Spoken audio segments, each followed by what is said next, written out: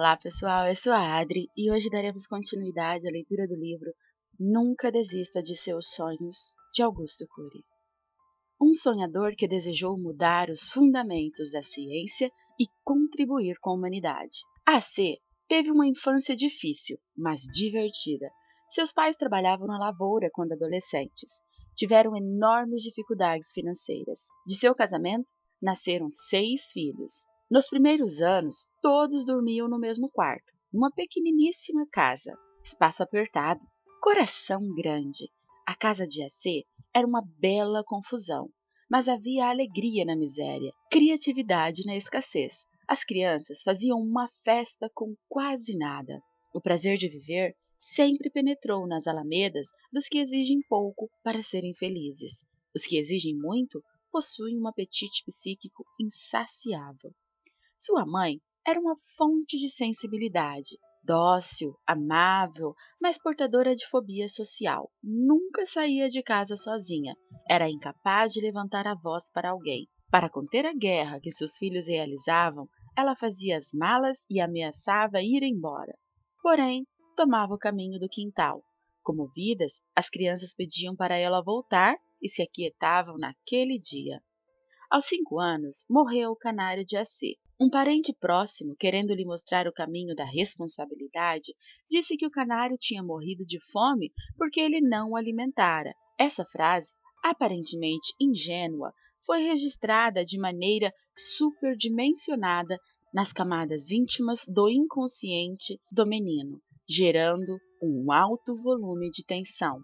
Consequência, um grande sentimento de culpa. O fenômeno do alto fluxo, responsável por produzir milhares de pensamentos diários para nos distrair, gerar sonhos e prazeres, ancorava-se nessa janela doentia e ali ia frequentemente.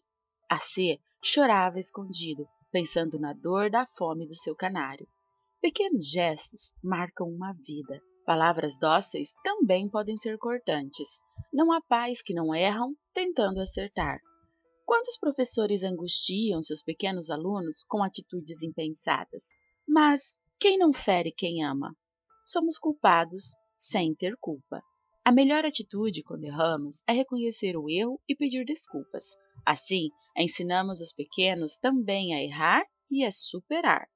Para as crianças, pior do que crescer com conflitos é crescer na ausência delas, é crescer sem dificuldades, super protegidos. Dessa forma, não adquirem defesas para sobreviver na sociedade estressante. Nunca a juventude da classe média e alta foi tão poupada e nunca se tornou tão insatisfeita e ansiosa. Por diversos motivos, a C cresceu hipersensível. Pequenos problemas causavam um impacto grande no território da sua emoção. Mas as dificuldades da vida, os atritos com os irmãos, as brincadeiras nas ruas, estimularam sua personalidade. Tornou-se dinâmico, arrojado, impulsivo, criativo, sonhando com as estrelas. O jovem detestava a rotina dos estudos. Vivia distraído, desconcentrado, desconectado da realidade. As dificuldades iniciais dos seus pais contrastavam com a grandeza dos seus sonhos. Seu pai tinha um problema cardíaco e desde cedo estimulou o filho a ser médico. Embarcando neste sonho, A.C. ambiciou não ser apenas médico, mas também cientista. Desejava descobrir coisas que ninguém pesquisara, desvendar enigmas ocultos aos olhos. Era um sonho muito grande para quem considerava a escola o último lugar em que gostaria de estar. Sonhar sempre foi um fenômeno psíquico democrático. Os miseráveis podem sonhar mais do que os abastados. Os psicóticos podem velejar mais do que os psiquiatras. Para sonhar, basta ser um viajante no mundo das ideias e percorrer as avenidas do seu ser. Quem não faz essa viagem, ainda que percorra os continentes, ficará paralisado na arte de pensar. O mundo dos sonhos sempre pertenceu aos viajantes. Você é um deles? A.C. era famoso por comportamentos que fugiam ao trivial. Era sociável e afetivo, mas marcadamente irresponsável. Gostava de festa e poucos compromissos. Sabe quantos cadernos ele teve durante os 2 primeiros anos de ensino médio? nenhum. Muitos dos seus colegas eram estudantes exemplares. Ele era um desastre. Raramente copiava a matéria dada em aula, a não ser quando, num caso extremo, pedia uma folha emprestada.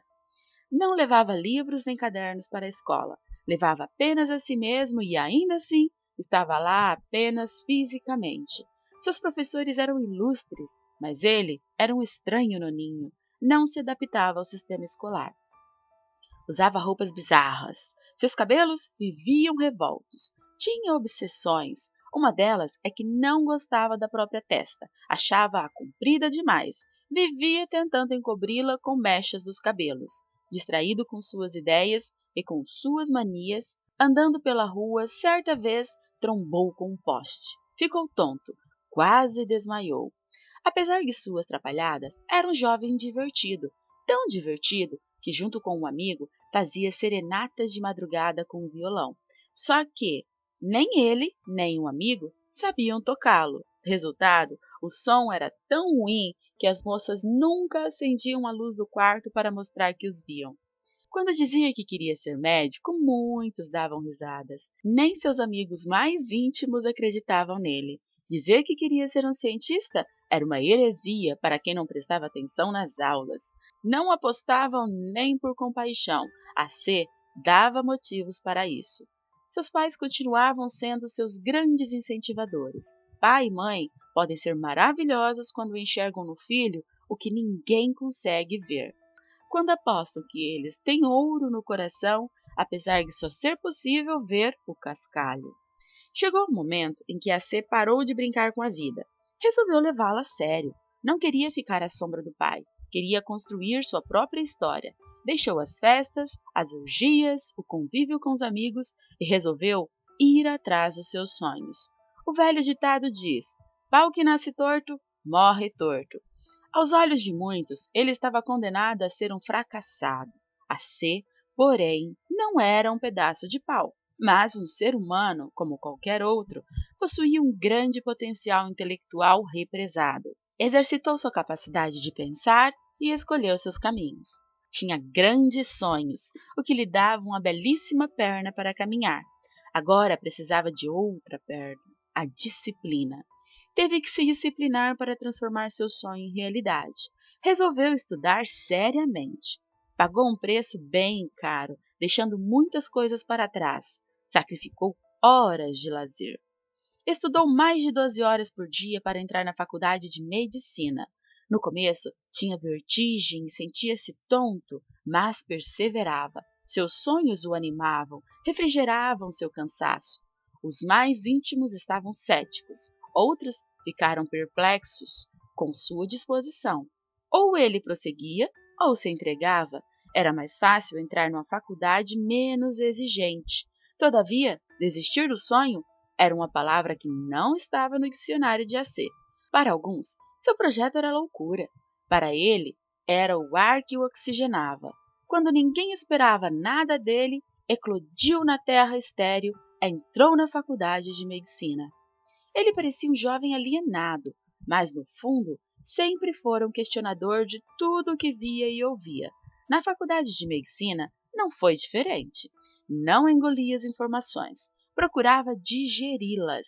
Às vezes tinha indigestão intelectual e arrumava alguns problemas por ousadia em pensar. Raramente aceitava uma ideia sem questionar seu conteúdo, ainda que não tivesse muitos elementos para julgá-la. Sua memória não era privilegiada, mas tinha uma refinada capacidade de observação, um desejo ardente de fugir da mesmice e criar coisas originais. Era tão crítico que às vezes discordava de seus professores de psiquiatria e psicologia. Sua atitude era intrépida. O resultado? Escrevia a matéria em seus cadernos de forma diferente das que era ensinada. Como pode um mero estudante discordar de cultos professores? Não dava para saber se ele era um teimoso, uma pessoa fora da realidade ou um amante da sabedoria. Talvez fosse uma mistura de tudo isso. Pouco a pouco, ele desenhou na sua personalidade 3 características que estão escasseando atualmente: a arte da crítica, coragem para pensar e ousadia para ser diferente. O medo de pensar diferente tem engessado mentes brilhantes. Muitos profissionais, empresários, executivos, estudantes têm asfixiado suas ideias debaixo do manto da timidez e da insegurança. A inteligência sempre precisou do oxigênio da audácia para sobreviver.